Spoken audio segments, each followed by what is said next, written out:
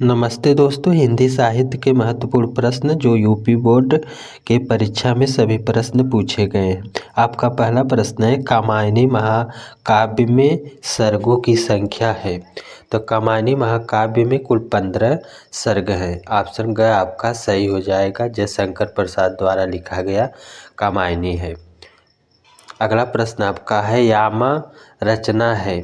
तो यामा रचना आपका जयशंकर प्रसाद नहीं होंगे, अज्ञे जी नहीं होंगे, सुमित्रा नंदन पंत नहीं होंगी।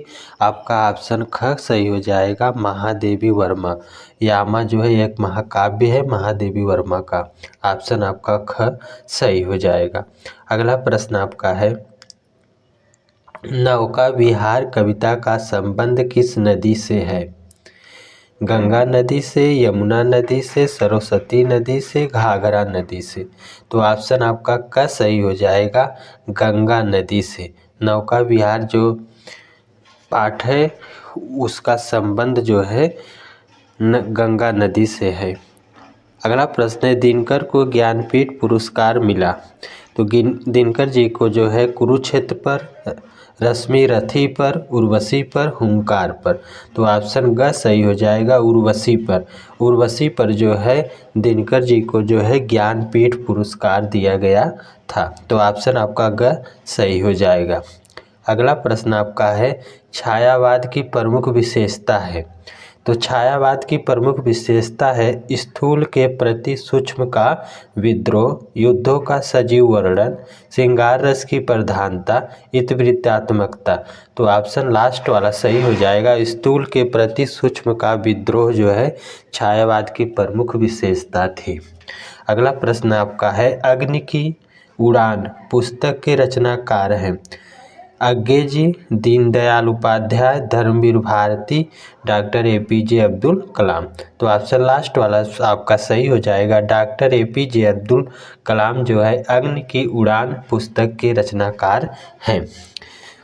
अगला प्रश्न आपका है, छायावाद के प्रवर्तक माने जाते हैं।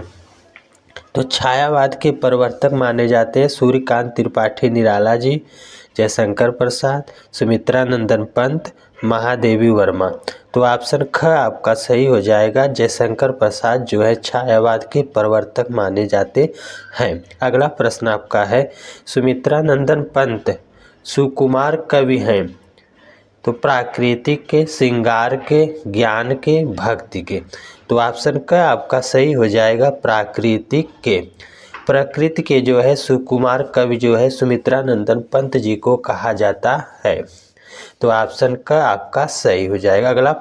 अगला प्रश्न आपका है, प्रगतिशील लेखक संघ की स्थापना कब हुई? 1943 में, 1954 में, 1938 में, 1936 में।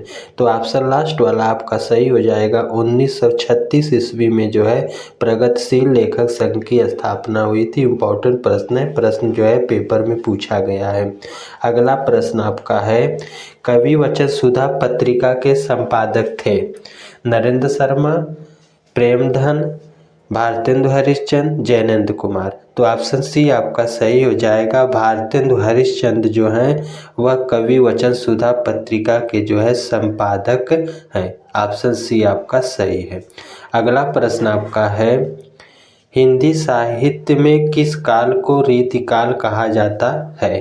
1343 से 1643 तक, 769 से 1343 ईस्वी तक, 1643 से 1843 ईस्वी तक। तो ऑप्शन सी आपका सही हो जाएगा, 1643 से 18।